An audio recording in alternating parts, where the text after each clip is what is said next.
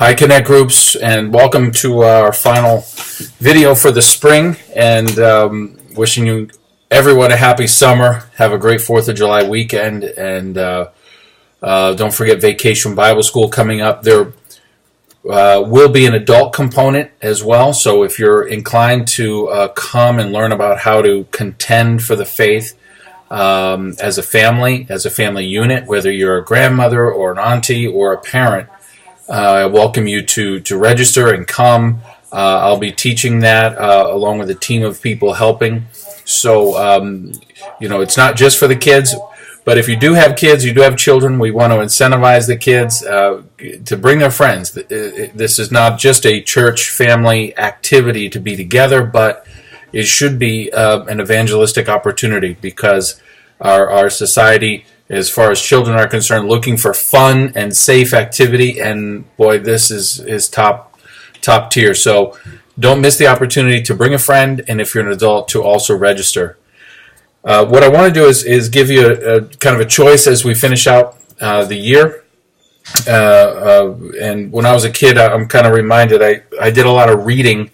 My mother was big on summer reading, so I would go to the library and pick out 10, 20, 30, 40 books. I was paid to read by my mother. I was given 10 cents per book, and they had to meet certain criteria. It had to be so long, and so if you read 10 books, there's $1, and that goes a long way at the corner market in the 70s and early 80s. So I read a series of books called Choose Your Own Adventure. And the great part about the book was that it was an adventure story, and you'd come to a certain page, and it would give you a choice. Which direction do you want to go? So inspired by that, you get to choose your own adventure. If you want to choose to dive into 1 Corinthians 11, here's your theme.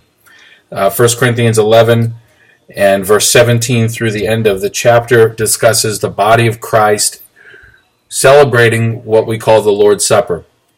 And one of the key verses here is verse 29, which says, "For anyone who eats and drinks without discerning the body eats and drinks judgment on himself." So this idea of personal reflection before we receive the bread and the cup, I think, has been fairly well established in our practice. But this text actually illuminates that we should be discerning not just our own personal life of holiness or sin, but we should be examining and discerning our relationship with the body.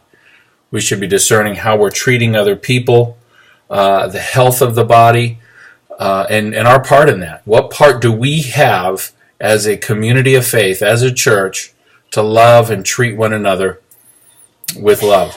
And that is the discernment that Jesus Christ is looking for in this meal. It's a communion meal. It's a coming together meal. It's not an individual practice. Our prayer closet can be an individual place. The communion table is not an individual place.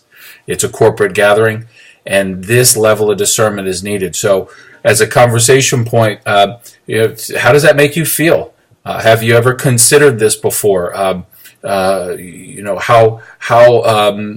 do you view the relationships in the church? What value do they have to you? And what if we have a relationship that's in disrepair or under strain? How can we move forward by taking this verse and first discerning the body of Christ before we take the meal? What does that mean to discern the body of Christ? What does that mean to you personally? What does that mean for us as a group? So examine that further, talk about that further, and encourage you to enjoy that adventure. If you want to choose a different path, here's your off-ramp to the second choice would be just reflect on the whole semester. You can go back to the beginning of January or even further back and just share one thing that you've learned or one area of your life that's grown because of your Connect Group involvement. So it's a moment of self-reflection. It's kind of implied in this communion text, but giving you an opportunity to discern the body as it relates to that Connect Group and the body of Christ meeting on a weekly or bi-weekly basis, and how has that impacted your life? What have you discerned about the body? What have you discerned about yourself? So those are two options for you, and whichever way you go, be blessed, enjoy, have a great meeting. Your leaders will be given a survey on Connect Group, so we can get some valuable feedback on how to continue to accentuate growth and supply what they need and what you need ultimately to be a healthy group. So if you have things you'd like to point out to the positive, to affirm what's going on, or things that you think could be better or that you'd like to see, we welcome that feedback. I make no promises that they'll all be implemented, but the feedback is helpful because we're discerning the body and what the needs are. So feel welcome and open to communicate to your leader, and they can forward that on to us.